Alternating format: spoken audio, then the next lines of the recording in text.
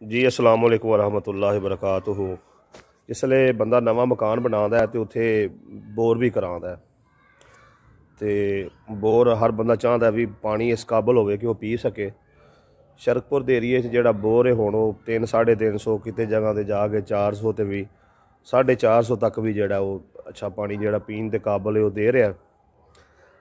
साडा जोड़ा एरिया है चूँकि बन के करीब है तो इस वास्ते इत्थे जोड़ा 350 जोड़ा फुट बोर है ना वो कम दे जाता है। अच्छा हुण हुंदा की है कि बंदे कह देंगे ने जी इन्ना इन्ना बोर कर दो तो पता उन्होंने मालक नूं नहीं हुंदा। अगला बंदा जोड़ा बोर करदा वेंदा भी जिथे पानी सही आ गया उत्थे रख के तो माल पा के आंदा लो जी अपना जोड़ा जोड़ा तुहाडा 300 या 350 फुट जोड़ा बोर हो गया। बोर भावें 250 होया होवे 300 हो गया हो तो 350 कह देन। हुण उन्हां फुटां दे हिसाब से पैसे मुक्के हुंदे ने तो इस चक्कर च आके जोड़ा वो 2000 का 5000 का 10-10 हज़ार का भी फ्राड मारते हैं। तो इस मसले का हल की है भी असीं किवें इस फ्राड तो बच सकने। पिछले साल की गल है भी एक महल्लेदार ने ना बोर कराया तो महल्ले तो उन्हें कहा जी जरा ना आई साहब जरा आया जे बोर कराया तो वेखो हाँ बड़ा बोर सही हो गया पानी सही आ रहा है। तो मैं गया तो मैं पूछा जी किन्ना बोर कराया उन्हें कहा जी ये बोर जड़ा ना माशाल्लाह 350 फुट हो गया। तो जिन्हें बोर किया मैं उस बंदे ने पूछा हाँ बई सही सही दस भी किन्ना बोर जड़ा किता ही नहीं तो असी जड़ा ना माल पाया ही पट के वेख लेने किन्ना जेडे पैसे लगणगे ना ये मैं देंगा। मैं किहड़े देने सन बस मैं जरा उन्होंने थोड़ी जी उतली कलाई कराई भी ताकि कोई हकीकत दसे भी असल गल है कि वो तो थोड़ा जिहा घबरा गया तो उन्हें है जी 350 नहीं जी ये बोर होया 250। लो जी वो 100 फुट का रौला पै गया। जिन्हें बोर कराया सी ना उन्हें कहा भाजी मैं जड़ा ना बकाया पैसे नहीं देने उन्हें कोई 5-7 हज़ार एडवांस दिता सी मैनू जड़ा ना दसो कि किवें पता लगना भी किन्ना बोर है। मैं जी इन्हां लेंथां पाइयां ने वो 12-13 फुट की एक लेंथ हुंदी है वो कढ़ के वेखो वो तुसीं गिन लो उहदे नाल तुहानूं पता चल जाएगा जिन्नियां लेंथां होणगियां उस हिसाब नाल 13 नाल ज़रब दे लिया जे फुट निकल आउणगे बई किन्ना जड़ा वो ये गहराई गई 13 फुट या 14 फुट जिन्नी भी हुण हुंदी है। अच्छा हुण की होया जी वो बंदा आंदा जी मैं बोर किया 250 जोड़ा मालक ही आंदा जी तुल गया उन्हें कहा जी मैं पैसे देंगा तुहानूं 350 दे ही देंगा तुसीं इहनूं जिहड़ा ना मेरे सामने माल पट्टो तो यदा पूरा करो भी ये 250 होएगा। हुण वो बोर किते 250 भी नहीं सी है। ठीक है जी। लो जी हुण मसला की बनया कि जिसले उन्होंने थोड़ा जिहा त्राया तो वो चला गया तो बाद जड़ा ना उन्हें जाके फोन किया जी बोर है मेरा जड़ा ना 180 फुट जड़ा। लो जी ये मेरा जी ईमानी कुरानी है दाड़ी उन्हें रखी।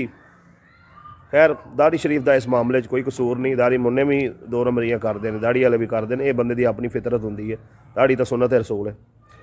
अच्छा उन्हें हुण जड़ा ना गल 180 ते आ गए तो ईमानी कुरानी आखन लग पिया मैनू आंदा हाँ जी 180 तो फिर इनू पैसे दे दीए। मैं क्या जी ईमानी कुरानी जो गल्लां करदा है ना अगर ये बंदा ईमानदार होंदा तो पहलों ही ये बोर करके 350 फुट ना आंदा।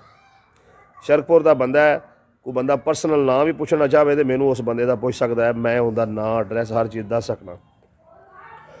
लो जी जिसले दोबारा जोर दिता तो पता चलिया भी उन्हें जेड़ा वो मन्निया आखिरी गल जी उन्हें की उन्हें कहा 150 फुट बोर किया 150 फुट तक पानी आ गया तो उत्थे ही जड़ा अपना काम चला लिया। लो यह तो सूरत हाल जी जड़ा बोर करते हैं भी 150 फुट बोर करके 350 फुट दसी जान दिया। हुण तरीकाकार ये भी जोड़ा भाई भी बोर कराए जिसले माल पैन लगे वो कोल खलो जाए वो जी लेंथ है एक जी वो मिल लवे उन्होंने जड़ा फीता लैके इंची टेप लैके पमैश कर लो। वैसे भी पता वो आम नॉर्मली पता चल जाता भी किन्ने फुट की है वे तो वो वेख लो किनियां लेंथां पईयां ने जिन्नियां लेंथां पईयां ने मिसाल 13 फुट की लेंथ 10 पईयां ने लो जी 130 फुट हो गया 20 पईयां ने लो जी 260 हो गया लो जी 30 पईयां ने 300 तो अपना 30 हो गया। तो ये जिन्नियां यानी कि माल बढ़ता जाएगा सॉरी 390 हो गया जिन्ना माल बढ़ता जाएगा उन्ना पता चल जाएगा भी किन्ना बोर होया है। तो इवें जड़ा ना खाली बोर मुक गए तो टुर जाना तो उत्ते ध्यान ना रखना माल दे टाइम ਤੇ ਉਹ ਆਪਣੀ ਮਰਜ਼ੀ ਨਾਲ ਕਦੀ ਕਿੰਨਾ ਕਰ ਦੇਣ ਬੋਰ, ਕਦੀ ਕਿੰਨਾ ਕਰ ਦੇਣ, ਕਦੀ ਕਿੰਨਾ ਮਾਲ ਪਾ ਦੇਣ, ਕਦੀ ਕਿੰਨਾ ਪਾ ਦੇਣ। ਇਹਦੇ ਵਿੱਚ ਜਿਹੜਾ ਨਾ ਤੁਹਾਡਾ ਨੁਕਸਾਨ ਹੈ।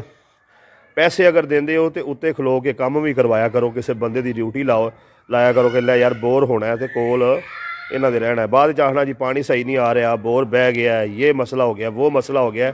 ਜਦੋਂ ਬਾਅਦ ਵਿੱਚ ਜ਼ਲੀਲ ਹੋਣ ਨਾਲੋਂ ਚੰਗਾ ਨਹੀਂ ਕਿ ਬੰਦਾ ਜਿਸ ਵੇਲੇ ਬੋਰ ਕਰਾ ਰਿਹਾ, ਕੋਈ ਇੱਕ ਦਿਨ, ਕੋਈ ਅੱਧਾ ਦਿਨ, ਕੋਈ 2 ਦਿਨ ਜਿਹੜੇ ਲੱਗਣੇ ਨੇ, ਕੋਲ ਬਹਿ ਜਾਵੇ ਤਾਂ ਕਿ ਬੋਰ ਅੱਛੇ ਤਰੀਕੇ ਦੇ ਨਾਲ ਹੋ ਜਾਵੇ ਔਰ ਮਾਲ ਉੱਤੇ ਬਹਿ ਕੇ ਪਵਾ ਲਵੇ ਤੇ ਉਸ ਤੋਂ ਬਾਅਦ ਜਿਹੜਾ ਜਿੱਥੇ ਮਰਜ਼ੀ ਮੌਜਾਂ ਕਰਦਾ ਫਿਰੇ। ਇਹ ਗੱਲ ਸੀ, ਮੈਂ ਕਿਹਾ ਸਾਰੇ ਦੋਸਤਾਂ ਨਾਲ ਸ਼ੇਅਰ ਕਰਦੇ ਹਾਂ, ਕਿਉਂਕਿ ਬੋਰ ਜਿਹੜਾ ਹਰ ਦੂਸਰੇ ਬੰਦੇ ਨੇ ਕਰਾਉਣਾ ਹੁੰਦਾ ਹੈ। ਤਾਂ ਉਹ ਇਹਨਾਂ ਚੀਜ਼ਾਂ ਨੂੰ ਮੱਦੇ ਨਜ਼ਰ ਰੱਖੋ ਤੇ ਮਾਲ ਵੀ ਜਿਹੜਾ ਉਹ ਵੇਖ ਲਿਆ ਕਰੋ ਵੀ ਕਿਹੜਾ ਪਾਉਣ ਡਿਆ ਨੇ। 2-4 ਬੰਦਿਆਂ ਕੋਲ ਰੇਟ ਲਿਆ, ਜਿਹੜਾ ਰੇਟ ਸਹੀ ਦੇਵੇ, ਕੰਮ ਸਹੀ ਕਰੇ, ਉਹਨੂੰ ਚਾਹ ਵੀ ਪਿਆਓ, ਉਹਨੂੰ ਕੋਈ 500-1000 ਜ਼ਿਆਦਾ ਵੀ ਦਿਓ, ਉਹ ਮਸਲਾ ਨਹੀਂ ਹੈ।